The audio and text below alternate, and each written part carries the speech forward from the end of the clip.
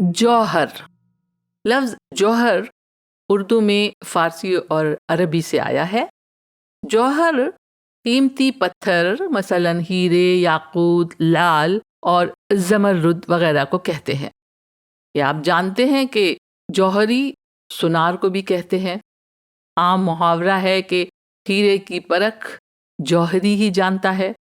जौहर की जमा यानी प्लूरल है जवाहर। नेहरू जी का पूरा नाम था जवाहर लाल नेहरू, और लफ्ज़ जवाहर की भी जमा बनाई जाती है जवाहरात, जो उर्दू में बहुत इस्तेमाल होती है। जवाहरात यानी ज्वेल्स। और उर्दू में लफ्ज़ जौहर हुनर, कमाल, लियाकत, खूबी या स्किल और मेरिट के मायने में भी इस्तेमाल होता है। जौहर खुलना एक मुहावरा है जिसके मायने है किसी की खूबी मालूम होना, और ये सरकास्टिक यानी तंजिया अंदाज में भी कहा जाता है कि उसके जौहर खुल गए, यानी किसी की ऐब या बुराई मालूम हो गई। जैसे आपने सुना होगा लोग कहते हैं कि आहिस्ता आहिस्ता इसके जौहर खुलते जा रहे हैं।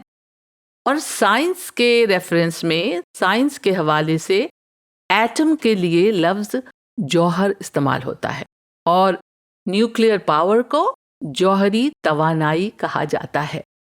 और आईने या तलवार की चमक और आबोताब को भी जौहर कहते हैं। जैसे तलवार के जौहर दिखाना और बहादुरी के जौहर दिखाना भी मुहावरे हैं।